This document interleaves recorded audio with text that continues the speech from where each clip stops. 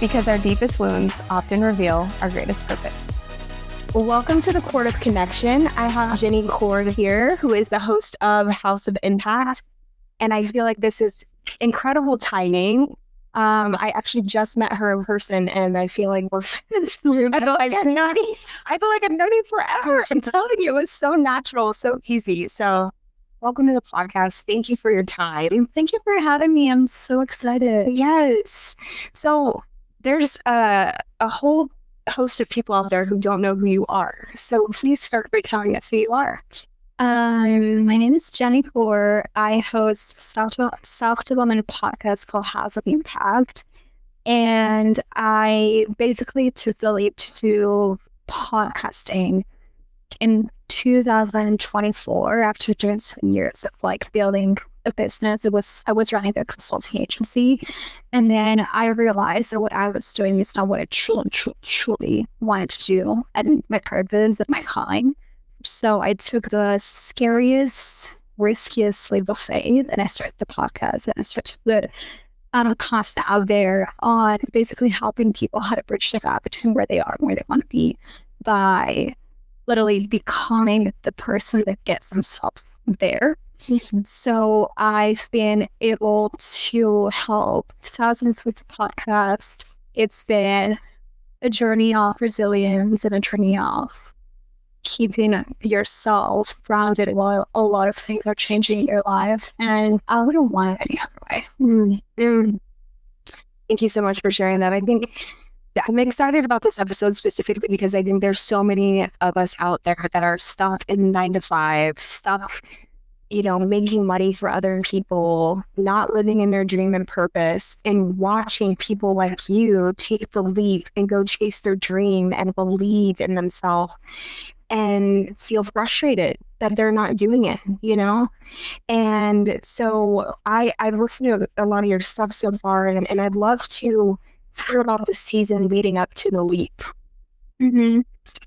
Yeah, I also want to point out something you said. I don't really particularly think people are stuck. Mm-hmm. I feel people believe they are stuck, and they're stuck in their minds, but there's always a choice. And there's always, it gets to a point in our life, but that's how I journey too, that you've got to make a choice. Because a lot of us, we have the infinite potential.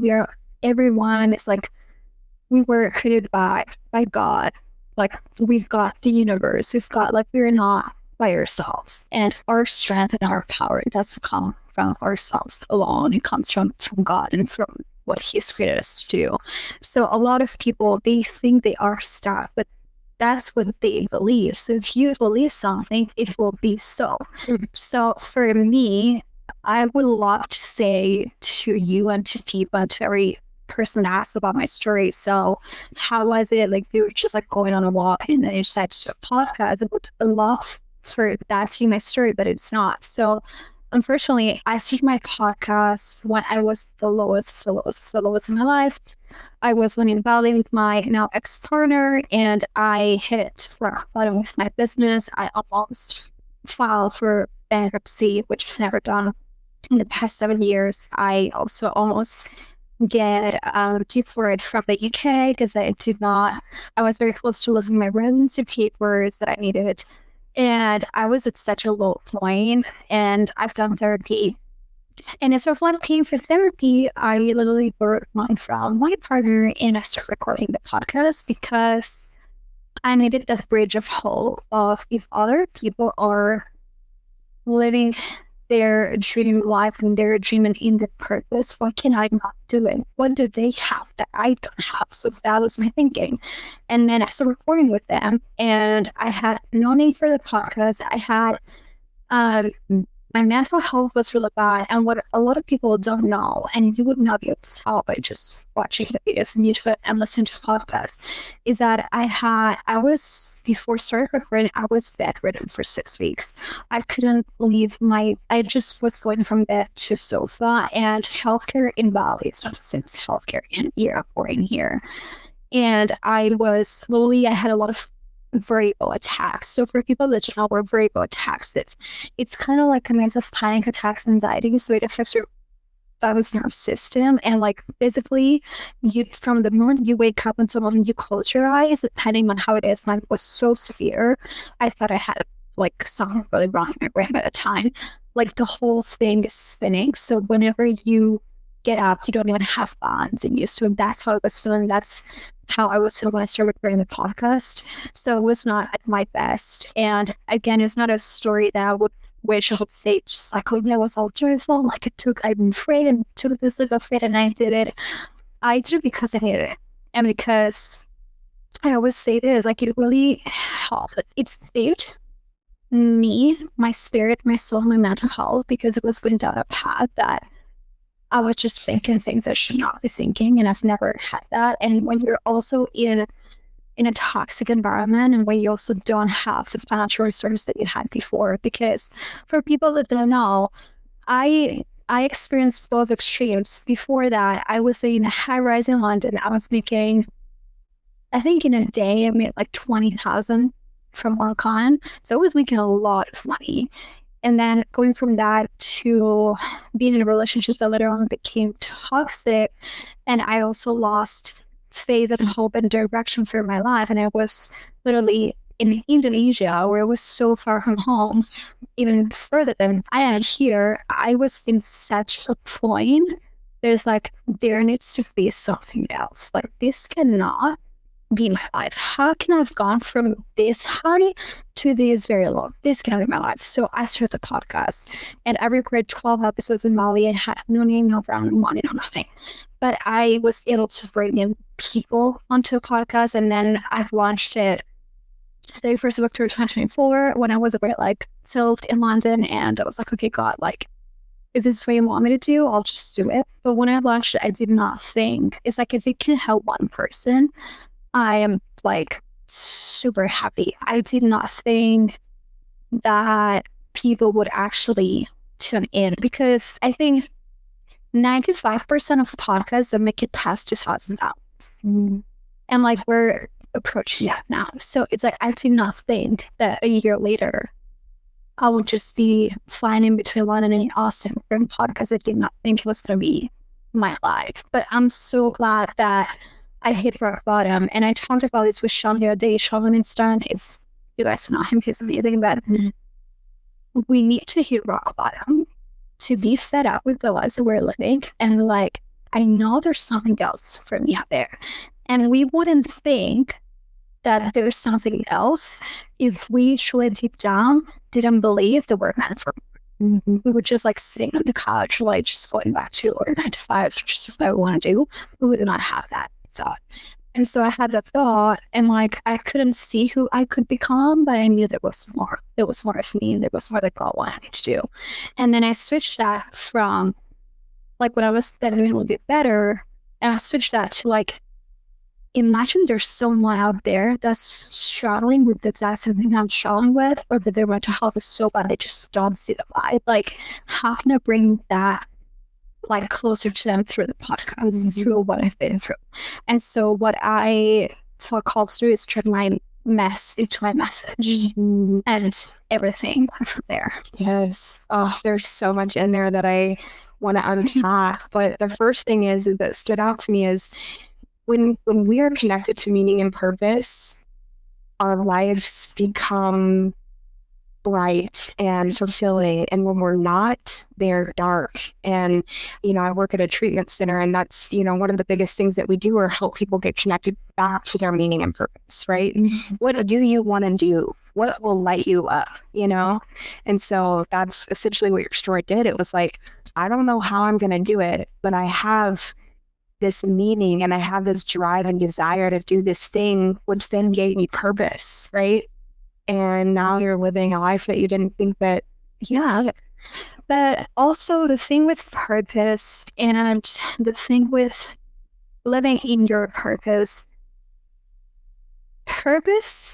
I mean, I'm still kind of like thinking about this one. But I don't think purpose is something that you create. I think purpose is something that finds you, and you find when you are creating the life that you know you're supposed to have in life. That's when purpose matters. Because if you think about it, it's like when it's to happen and or okay, so if anyone's stuck in a job they don't like or in a business they don't like, because that also is really real, or about to take a massive leap of faith and go into a new career and into a new transition, I would always recommend to first ask for themselves, to ask themselves, like, where am I creating from? Am I creating from a place of peace? Am I creating from a place of clarity, from a place of abundance, and from a place of possibility? Or am I creating from a place of fear, from a place of scarcity, from a place of like, let me see if this works, even though I want to do this thing, but I'm not sure if it's going to work. I feel like that plays a massive role into finding what you want to do in your purpose. Because if you've got your health in check, if you've got the relationship with your family in check, as I know people will have true relationships with their family, so do I, everyone does, but at least have it to pleasing and peaceful about it. If you have your friendships and struggle in check, and if then you've got your mind and your faith and whatever part you believe in check, then when you've got all of these areas in check, then that allows for you to start creating from a place of, okay, let me now explore what I would like to do. And the thing is, you want to know what your purpose is, like, fully, until you don't start creating. I did not know that podcasting would take me this far, or it's what I really want to do, because I just want to help people, right? I did not know until I was creating. And the more you create, the more you expand your mind. And literally, the more you create, the more oxytocin goes into your brain, and the more happy hormones you have, because you are creating. And so you cannot find a purpose and create the life that you want until, like, you don't really, like, sit down and be like, okay, what are some of the areas of my life that I need to stabilize first, or like have like in a much better place for me to start creating. And another thing that you said too is, I think, like, it is tricky to live in your purpose when you don't know what your purpose is. It is tricky to know what you want to do when you haven't done as many things to know what you don't like to do. I always tell this to people because I've been through that. You need to apply what is called, like, the law of contrast, right? So basically what you need to do, I talk about laws because I feel like it's universal, but what you need to do is do all the things that you feel like you're not gonna want to do and you would not like to do, because you don't get to the thing that you like until you don't go through every single thing that you don't like. Because, like, how would I have known that I would have liked podcasting and talking, speaking, and if I would have not gone through 7 years of consulting and having a business and running an agency? I'm not saying it's going to take that long, but you need to go through that phase. And I feel like that's a phase that a lot of people skip, and because it's not comfortable and it's not good and it's messy. And I always say this to people, like, if it's messy, embrace it, because the messier it gets, the closer you get to doing that. And with that being said, I also think there's something that needs to be said about purpose and income. Because when you want to chase after what you want, after your purpose, but it's not also bringing income, it doesn't mean you have to choose between your income and your purpose. You have to bridge it. It's not like, it's like black or white. It's not. You have to create that bridge that will allow you to live off your purpose, and then you will be your full power. And knowing you've got the power to get to that bridge, and that bridge is going to take however many days, months, weeks, or years, because it's not about, okay, like, I need to make money so I can then do this. Like, I've gone through that. It's about knowing yourself and knowing what are some of my strengths that I can do to bridge that gap, and then get yourself from point A to point B. And what is your bridge? Or what has been your bridge during this process? Yeah, I think my bridge, if I would describe it in a word, was acceptance. Acceptance on where I am and where I want to be and where I'm going. And for me, a lot of the times was like doing part-time jobs while the podcast was growing, serving in other companies by consulting them, but making sure that I was not stepping into my own boundaries. That's a big part of this. Yeah. Right? So the thing is, you will have to do things that you don't like to do for it to be your purpose and your vision. It's called like sacrifice. Even on the Bible, like a lot of people, like Jesus sacrificed himself for us. So why would I modify when I am being requested to also sacrifice stuff, right?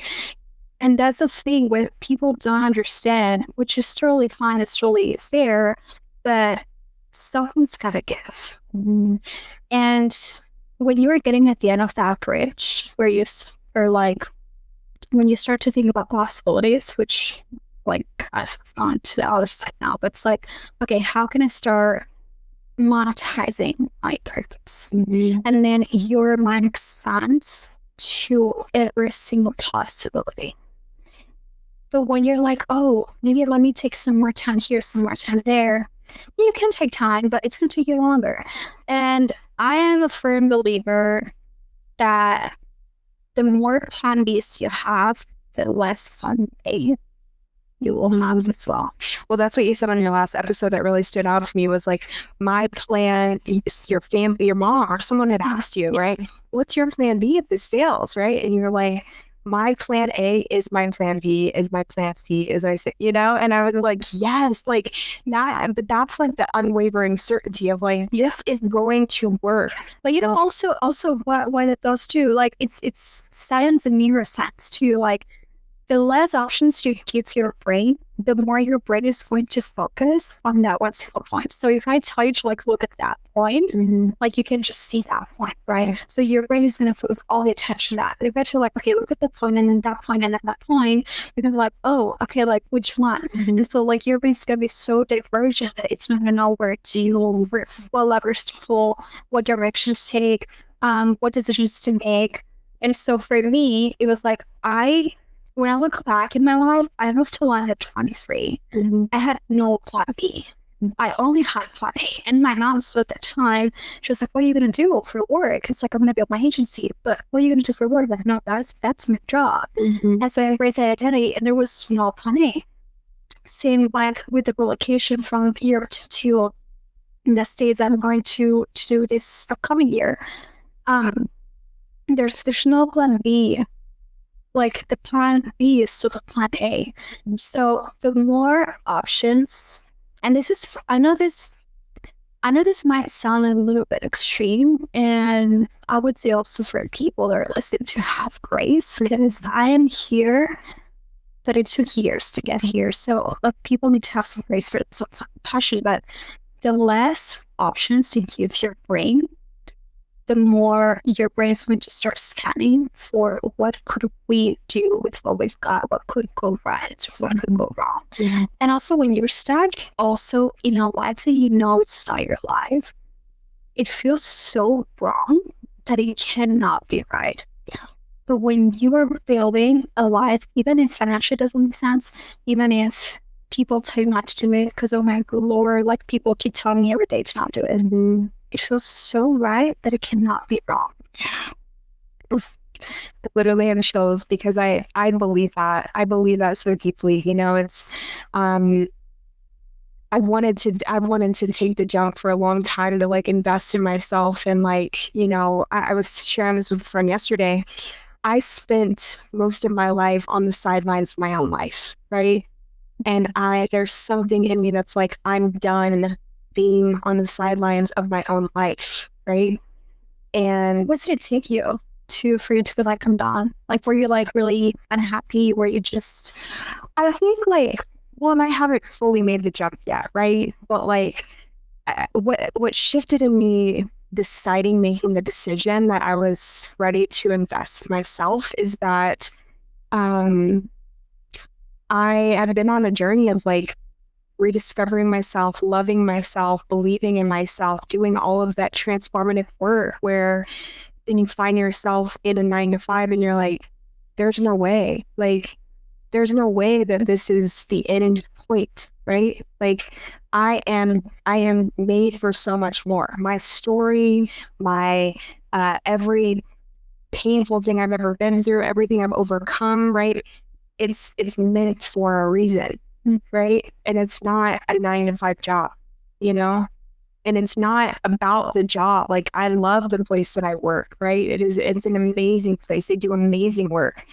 But if I continue to stay in this scenario, I'm going to continue to be on the sidelines of my life and not serving my greater purpose, which is helping people overcome all of the things that I overcame, you know?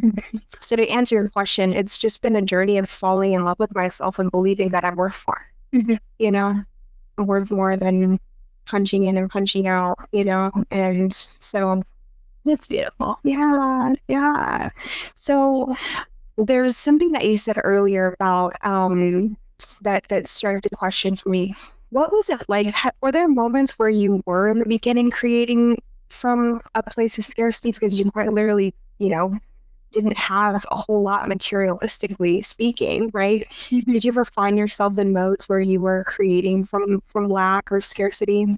Oh gosh, my whole life. My whole life has been a survival instinct. It comes from childhood, comes from a lot of things I've went through when I was a kid. But it's also the story that we tell ourselves and what we choose. And I think this is the last 6 months or last 7 months I've been creating from a place of abundance. And it kind of is counterintuitive because I was, there's obviously as far as this, but like I was thinking way more money when I was operating from survival than now I'm operating from abundance. But there's always like this it takes like 2 to 3 months for it to catch up. But yeah, I was always in survival, like since the moment I left Spain, and then I was moving to London. London is like New York, even 10 times more. Sometimes it's a lot. And so also when you create from that mental state, and also the story that you keep telling yourself, because that's a very big part of rewriting the narratives that you are using to drive your life and your decisions and your beliefs, your actions. When you tell a story of there's not enough, or I'm not worth this deal, I'm not worth making this much money, I'm not worth having the life of my dreams, even though I truly believe I can have it, then you will make decisions based on that. And for me, what changed is, I think it's knowing that we are infinite beings because God created us that way, and we all carry God essence within us. So there's nothing that if God puts something in your mind, in your heart, there's nothing you cannot accomplish with that. It's there for a reason. I would say, like, for people, like, just to lean into that, because when you've got a call and you've got a purpose in your life that God put it in there, and the more you don't do it, I mean, the phone will still ring. The phone will still ring. Like, if I don't pick up the phone, I probably will still ring until I pick it up. Like alarms, right? Like, what happens if you don't? Like, you can snooze it, or maybe like it just stops for a second, but it always rings. So it's the same for your life and for your calling. And so the more you operate in a state where it doesn't allow for you to think clearly, and it like you're choosing to make more money because you just kind of like need to, and you're not even taking 3 days to think what it is that you want, and you're not making sacrifices to make that thing a reality, then it's when you cannot create from the life that you want, from that place, that vision. And when you've got a vision, it's going to require you to make a lot of sacrifices, but it's a vision. you still need to bring it to reality. Mm-hmm. And a lot of people go to a race with their vision in their mind and they've never really lived it. Yeah. It's like, what is the point to live like that? Yeah. There's nothing, and I really want to be clear with this, there's nothing wrong but like with you if you want a big life. Big life doesn't mean like the Lamborghini and like the freaking mansion. It doesn't mean that. It just means like, do you wake up every day excited to put your things out there, and also excited for all the hurdles and all the roadblocks that might come because you will overcome? Are you really excited for that and for growth, for challenge? Or are you just like living? Like, yeah, you know, and it's like 80% of people live like that, and especially in America too, in the US, because it's like how a system is created. It's not created for people to be like, I'm fed up, I'm just gonna go and do my own stuff. It's the matrix. Exactly. So it will take, it's not about what you do to get to the other side, to get the thing that you want. It's about who you become. Because the thing that you want, you don't want the thing, you want the feeling that when you have the thing it's gonna give you, as the validation you're gonna feel like, yes, that thing. Yes. So I feel like it's very important for you to just slow down for a second and base yourself in blessings. That's something that I put on a story today. Like, base yourself in blessings. Big story. I went for a walk this morning with a friend, and on the way there, we grabbed a coffee, very overpriced coffee, but a good feed. Welcome to Austin. Oh my goodness.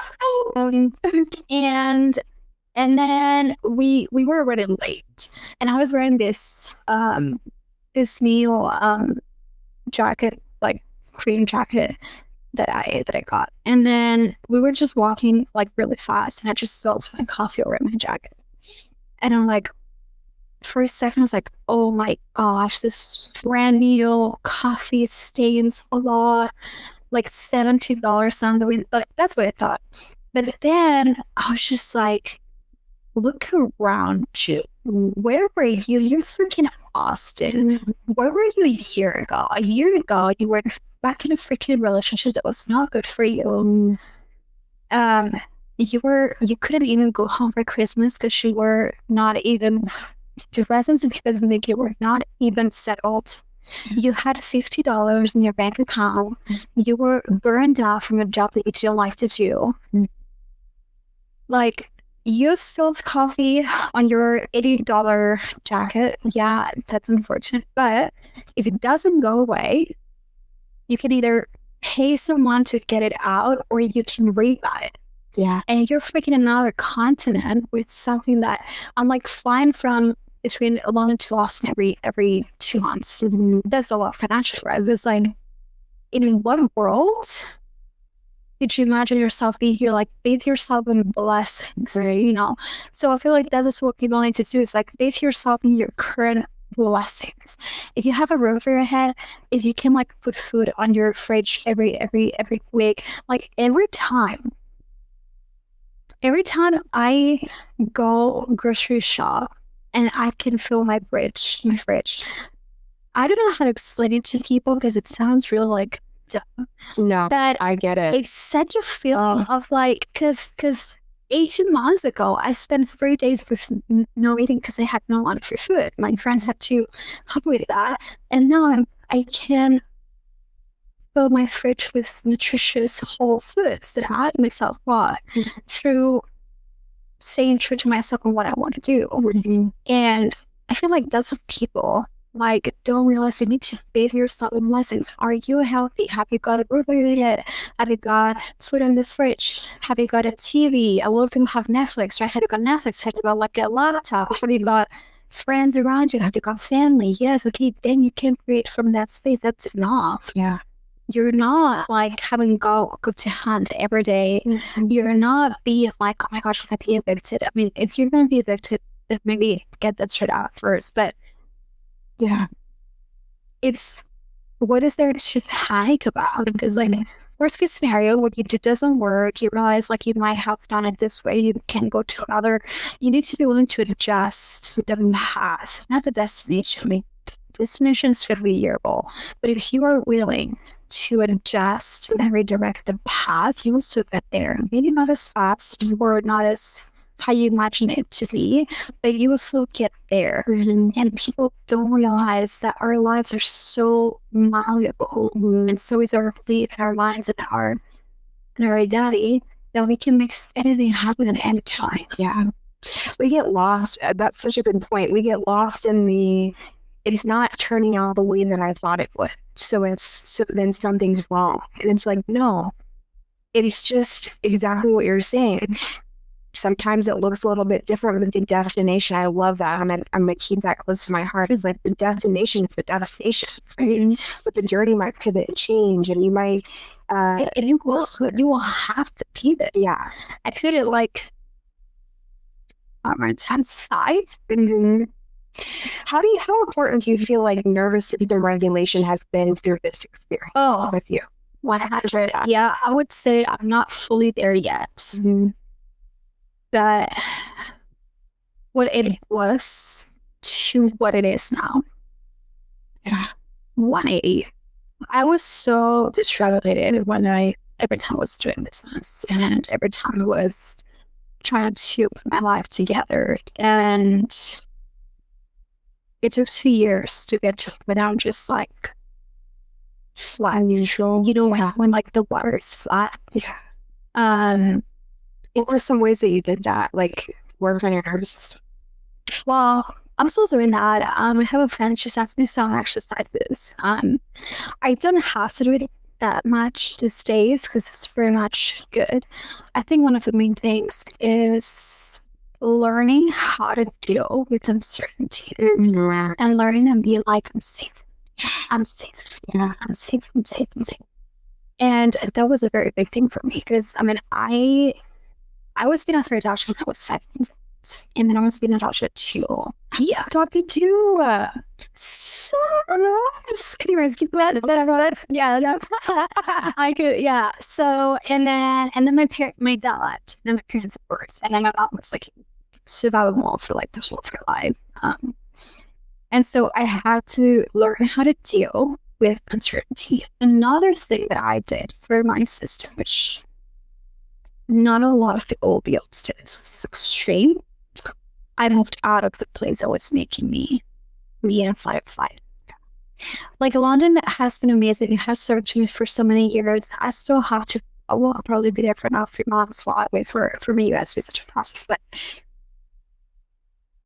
when you are doing everything you can to regulate yourself, like you are cooking nutritious foods, you are going to therapy, you're working out, you're doing all those things, but you still are in freaking fight and inside, then you really have to look at, is it me or is it the environment? Like a flower won't bloom if it's an environment that it cannot. Yeah. And so for me, that's what I did. It's like, I know, like, it got so loud to a point, it's like, I just need to go. I just need to go. I just need to like go travel for a bit, be here, be there. Like I just know I cannot be here. And so that's what I did. And I know a lot of people might not be able to do that, but even if it's for me, I was supposed to like moving places. Like if you cannot move states or I in other countries, I understand that, but if you can move like places, just do it, because our environment, it affects us so much. And you can also craft your environment, you can, but I believe that when a cycle is done, it's done. I talk about this syndrome. It's called like Cinderella syndrome. Cinderella syndrome, it's basically like Cinderella has a crystal shoe. And so what happens? So when they go and put this shoe onto other people, what happens? Like it doesn't fit. You force it for it to fit, right? Same to do with their lives, with jobs, with people, with environments. Like you can force it all you want, it's just not going to fit. Yes. Then we take that shoe and we put it into a right place, into a right, oh, it fits. And it fits, and it's like effortless, and it just, wow, what just happened? Yeah. It's the same with our lives. It's the same with the place that we live in. It's the same with like the friendships that we choose, the jobs that we choose. Again, I say we choose because we choose that. The relationships that, like romantic relationships that we choose, it's all the same. We can, if I've learned something this year, it's like, you can truly create, like, I'm living my dream life, and I'm not even like the pinnacle goal, but like, you can truly create your dream life out of nothing, but your dream life will not fall into your lap. You will have to let go of what you should, what you think you should have done, should have, would have, to people. I had to, probably this is the year where I said the most goodbyes to a lot of people and friendships and circles. It doesn't come with, oh my gosh, I'm just trying to dream life, it's amazing. No, it comes with grief too, because you're letting go. You're letting go of like something that you thought was the, yeah, and you're also letting go of part of you. Like when you are stepping into becoming that person that you're meant to be, because we never get there, but we always are becoming. You will have to also say bye to who you've been, because the doors just doesn't fit to people. Just fits one at a time.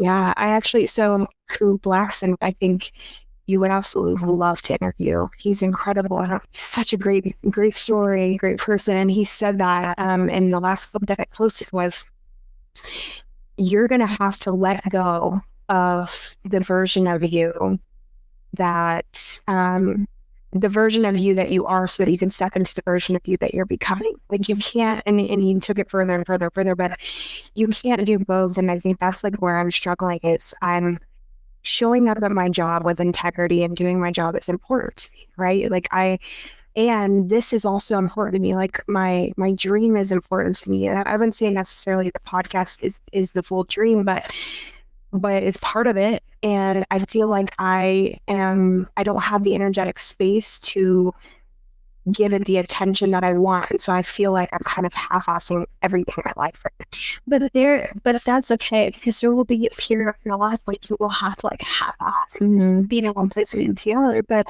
it's not that you're stuck there. Like you're becoming. It's like when a snake is shedding, there's the snake, and there's like what she's shedding, or like, like you still have the skin in you, but you're shedding it. So it's like, it's a transition. You also have places. I feel like a key point in that is how long you choose to stay in that place. And again, you're not choosing to stay in that place for long. But there will be points of that. Like that is what transition and becoming is about. It's not about fully like being that person already. It's just like embracing the transition and the journey, and having a lot of grace and compassion for who you've been, who you are, and who you're becoming. Because that's the only way that one day you'll be able to look back at it and be like, I think I did good there, And of course, you have to trajectory on both places, but knowing where you're going and what you're building, I think that give you a lot of like, okay, I'm serving these people, and then I'm gonna go into serving like my greatest version or vision of myself, but I'm still serving, right? Because if you would not do your job well, that would also not feel good, right, exactly. So why Austin? What called you to Austin? What's the story there? The Lord. Yeah. People always ask me, and I always say this, the Lord called me to Austin. People are like looking like, what? No, I get it. I had a friend here, Sarah, she moved here.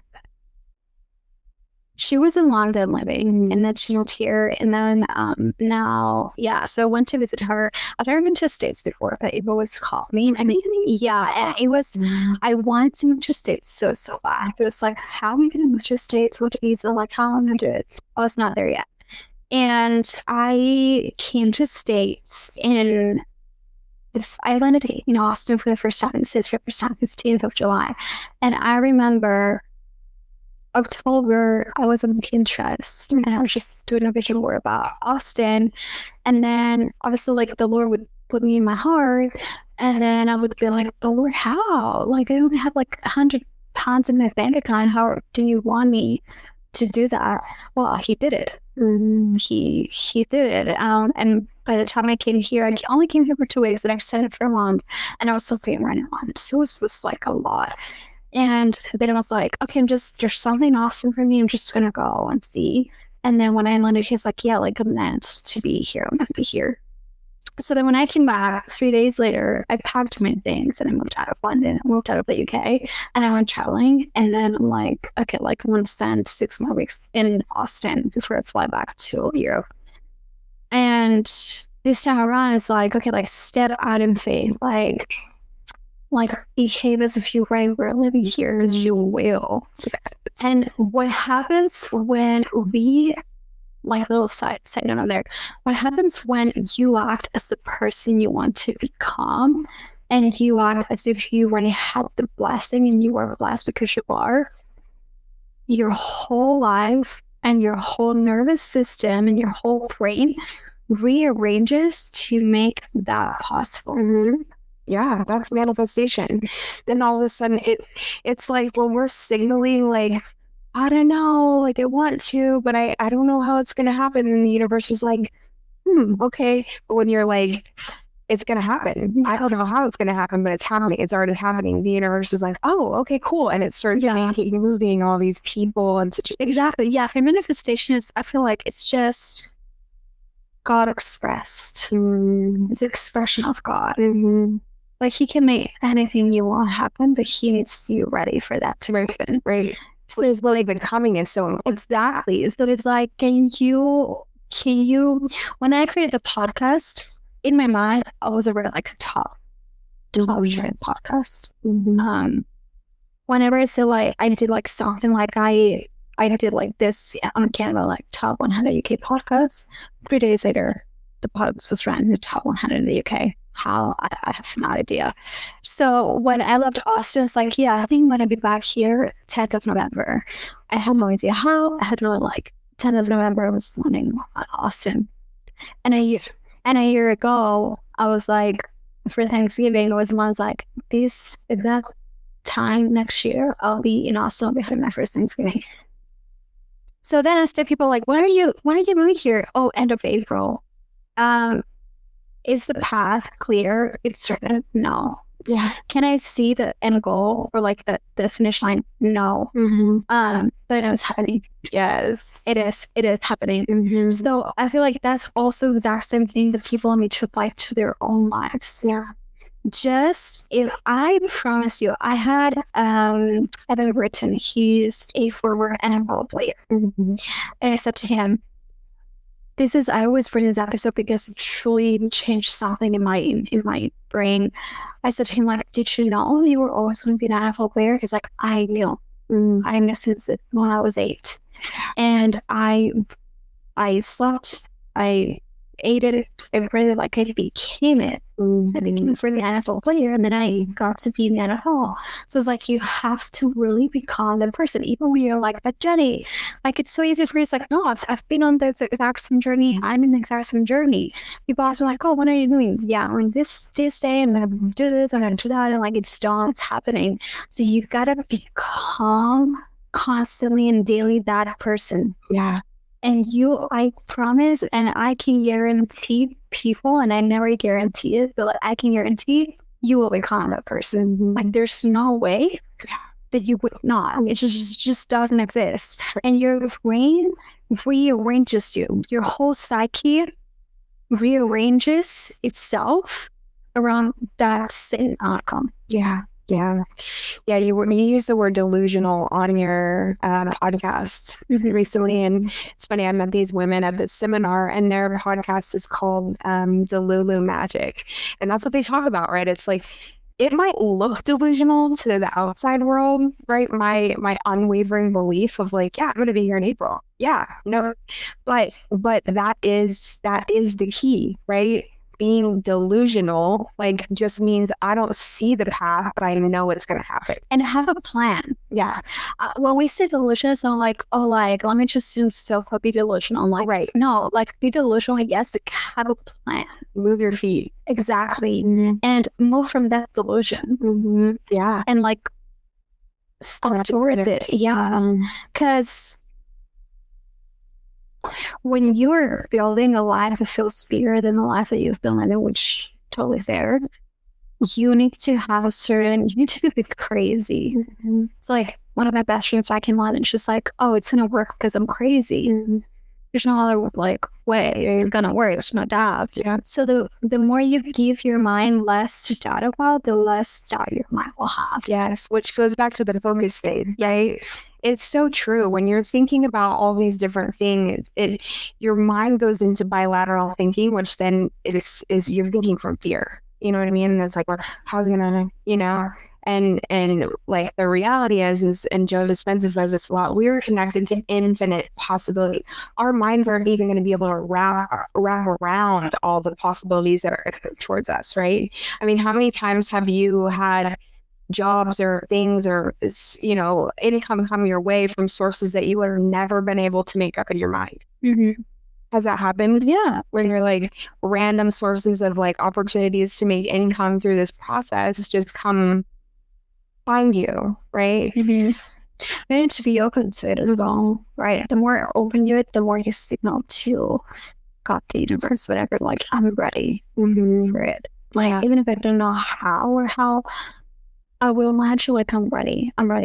And it took me like almost 3 years to be ready to move to the States. And I know that the moment I am on a one-way plane ticket here with like 3 freaking suitcases, I'm like, that's it. Yeah. It's so really scary. I'm freaking out. Yeah. Because just to think about it, it's like, oh, I'm freaking out, but I am ready. It's fine and useful for doubt. It's just your nervous system has to adapt and really to the new level. Yeah. Because it's like our nervous system's like a thermostat. If we give it, like, if we turn off the heater and it's just gonna like spike. We're like, oh my god, this will like, it works the same as exposure therapy. It's like you just go one temperature, then another, you go to 60s, then you go to 70s, and you regulate your way to 80s, and you regulate the 90s. So it's like a step. But it doesn't mean that you're not going to freak out and that's why you should not do it. No, that's why you should do it. Yeah. And even better, because then you will have like a whole new world will open out to you, because instead of like seeing obstacles, you will see opportunities, and you will be like, okay, this. And then you will build even more resilience, and you will build and achieve whatever you want faster, because you can now spot, okay, what opportunities like here. Yeah. Instead of like spotting like, oh, like, what do I like? This. We can only have either lack or expansion. We cannot have both. And that's something that takes daily work. I'm still working on that. It's like, like, abundance, you know? And then when you see that, it's like, okay, like, what can I create to have more abundance in my life? Like, to have this fall wants me to know if I move here, will I trust myself that if it doesn't work out, I can redirect? Because that's also like another big part is whenever we are trying to build a big life or dream line, we need to trust ourselves, and that also includes trusting ourselves, even if we screw up, and trust that we can redirect. Yeah. How do you feel like, and I think that's so cool, I mean, honestly, not surprised at this point that you were adopted too. And I'll just speak from my own experience. So being someone who was adopted, even though it's not this like super conscious thing, I think there inevitably is this deep wound of rejection. Oh yeah, in yourselves. Yeah. Right. In yourselves, right? I mean, it's like you're in a womb of someone who is already like disconnected from you. They're going to give you, you know what I mean? That was my situation. Yeah. how do you feel like that has shown up through this process of like putting yourself out there? And, you know, tell me about how you've navigated like potential feelings of rejection. I've never been asked about it. Yeah. I think were you adopted when you were a baby? Or yeah, I was adopted. I was after adopted when I was 5 months old, and I was adopted when I was 2. I think we never fully come to an understanding of what adoption really means in our life and in our nervous system, in our psyche, until we reach mid to late 20s. Like that was for me. Yeah, because before I would just go, like when I was in high school, just people were like, "Oh, your dad?" I was like, "Yeah, my dad doesn't hate it," and I was screaming from the rooftop. Oh, I was like, "Yeah, totally, I love my family. I have a great family." Yeah, which obviously like we are so grateful and you know, to have like a second chance of life, because I can tell I would not be here if it wouldn't be for my family. But it only hits you later of like, oh, like I am adopted, and all these wounds of rejection come from there. And then also, if like for example, for me, like my parents divorced, my dad left, and then my mom was so much not available. It's like doubt rejection. So rejection is like constant in your life, and until you do not work on it, it will drive your life. Because for me, it drove my life. Like whenever someone would say no, a deal would not go through. When I would be rejected, I know someone I was dating, is like, oh my gosh. I think for me, I've done a lot of therapy. I've done a lot of like different stuff. For me, it was coming to Jesus, because he does not reject me. He's always there. He always loves me. I don't think like if it would not have been for God himself and for the love of Jesus that it never wavers and is always there, I don't know how I would have done it. I don't think I would have been fully able to recover from that. And yeah, it's a very deep one, but like I feel like for me also what helps is like find evidence of that people can stay and that things can stay as well.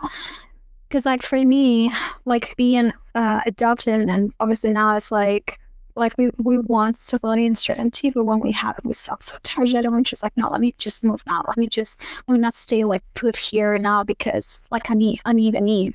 And for me, like being able to be like being stable in when it comes to like my mind and who I am, like, you know, like what we talked about our system, it is important, but also knowing that we're always loved and that what happened to us, it's for a greater good, and there's always something bigger out there, and that our parents, both biological and psychological and adoptive, they all both did the best they could, even if the best they could was mistreat you or hate you, or they were so hard that hurt people hurt.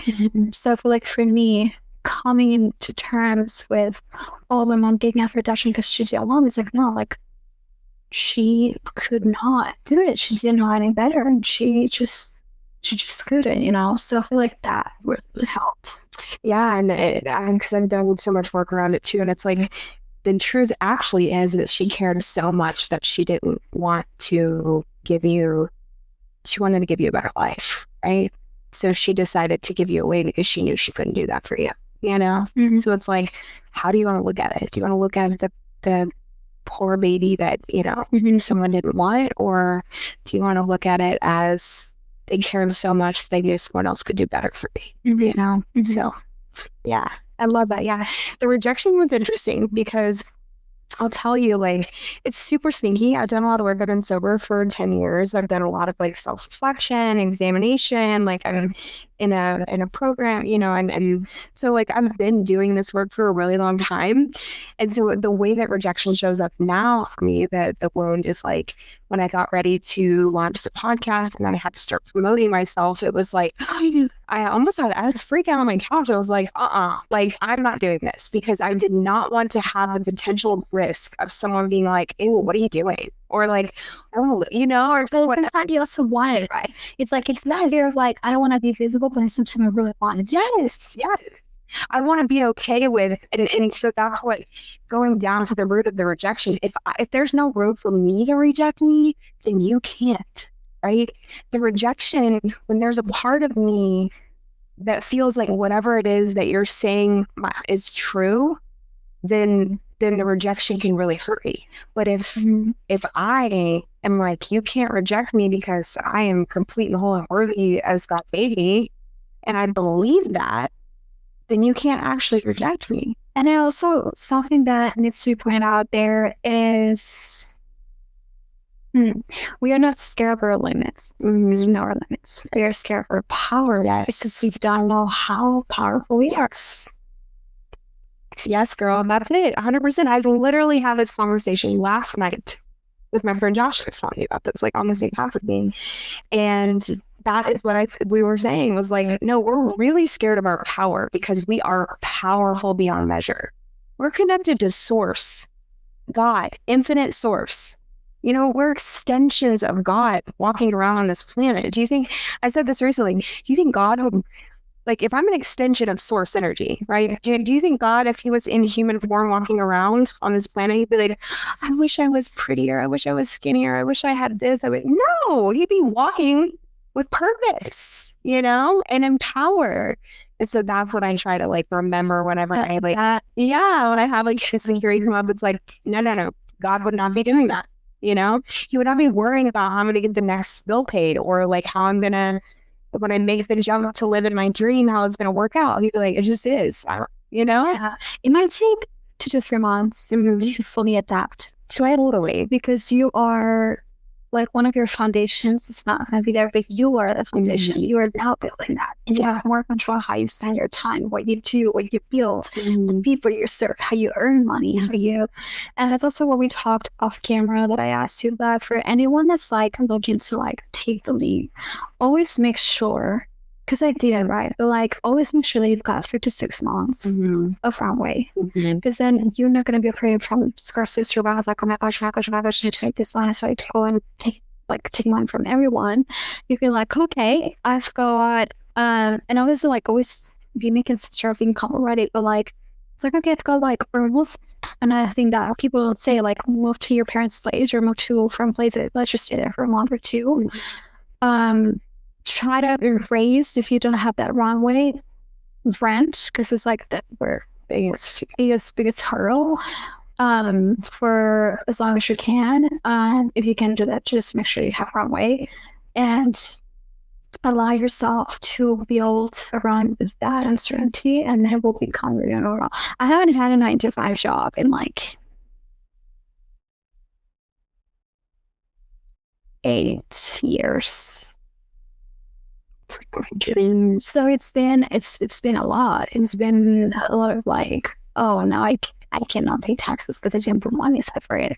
I cannot do this because of this. But it's like, but everything allowed me to do what I am doing. Like my mom always like she said this once, and I would never forget it.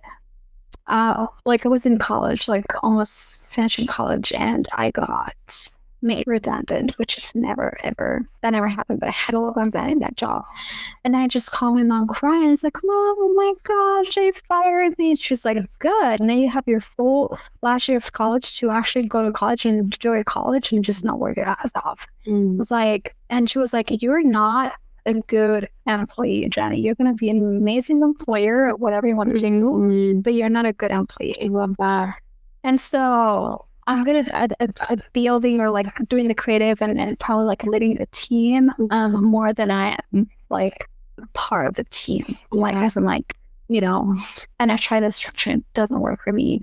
So that would be another thing that I would say to people, to make sure you've got a plan. Like don't go without a plan, especially if you've got kids or you're married and you have a mortgage, then the conversation changes, but make sure you've got a plan, you know? Yeah.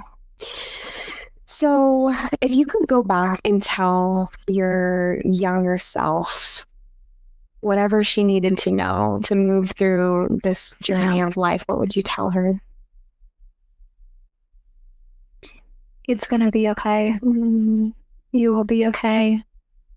Through freaking nightmares and things, there's always a miracle. You are the miracle itself.